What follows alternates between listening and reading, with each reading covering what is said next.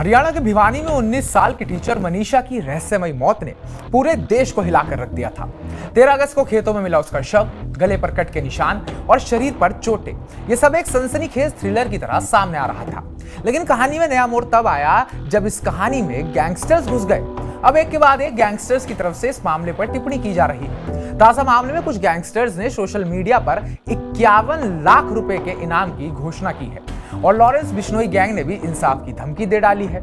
अब ये मामला सीबीआई के हवाले है, लेकिन सवाल वही है, क्या मनीषा की मौत का सच सामने आएगा या ये गुत्थी और उलझेगी? आइए इस रहस्यमयी कहानी को परत दर परत खोलते हैं। नमस्कार, मैं उत्कर्ष प्रताप सिंह और आप देख रहे हैं TV9 भारतवर्ष।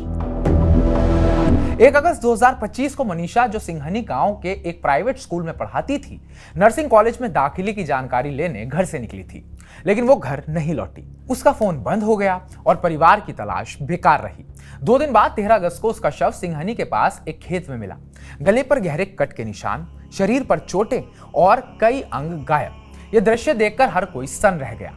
मनीषा के पिता संजय ने पुलिस पर लापरवाही का आरोप लगाया। उनका कहना था कि पुलिस ने उनकी शिकायत को गंभीरता से नहीं लिया और कहा वो किसी के साथ भाग गई होगी, लौट आएगी। लेकिन परिवार और ग्रामीणों का मानना है कि यह हत्या थी, आत्महत्या नहीं।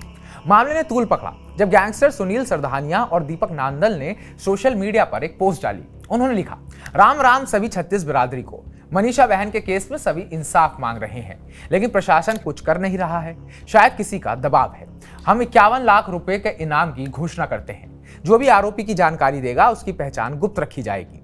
इससे पहले भी लॉरेंस बिश्नोई गैंग के गोल्डी ढिल्लों ने धमकी दी थी, पुलिस और सरकार इंसाफ दे वरना हम इंसाफ दिलाएंगे। इन पोस्ट ने पूरे मामले को और सनसनीखेज बना दिया है।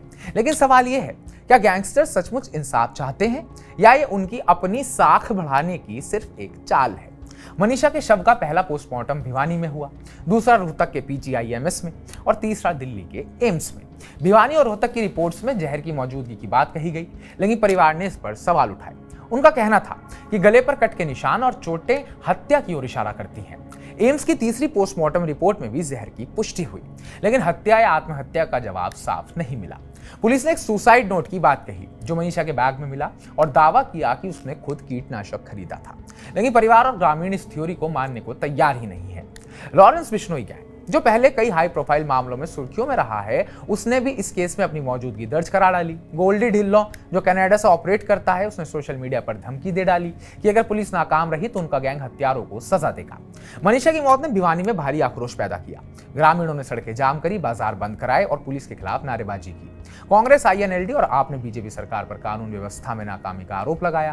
कांग्रेस नेता शैलजा कुमारी ने कहा, यह सिर्फ एक हत्या नहीं बल्कि हरियाणा में बेटियों की सुरक्षा का सवाल है। इस मामले में बीजेपी की बेटी बचाओ बेटी पढ़ाओ मुहिम पर भी सवाल उठाए गए। मनीषा की मौत के पीछे कई सवाल अनसुलझे हैं। क्या उसने सचमुच आत्महत्या की या ये एक सुनियोजित हत्या थी? सुसाइड नोट और कीटनाशक की खरीद की बात कितनी सच है? गैंगस्टरों की धमकी और 51 लाख के इनाम का ऐलान क्या इस केस को और जटिल बना देगा? मनीषा के दादा रामकिशन ने बताया कि वो पढ़ाई के लिए भैंस बेचने को तैयार थे, लेकिन उनकी पोती के सपने अधूरे रह गए। यह कहानी सिर्फ एक हत्या की नहीं बल्कि इंसाफ की जंग है। तो आपको क्या लगता है, क्या मनीषा ने सच में खुदकुशी करी है या मनीषा की हत्या हुई है? और ये जो गैंगस्टर्स बार बार मनीषा के केस में अपना नाम दर्ज करवा रहे हैं, क्या इन्हें सच में मनीषा से कोई सहानुभूति भी है या फिर सिर्फ अपना नाम चमकाने के लिए ये बार बार ऐसा कर रहे हैं? कमेंट बॉक्स में कमेंट कर जरूर बताएं। बाकी ताजा अपडेट्स पाने के लिए TV9 भारतवर्ष सब्सक्राइब करें।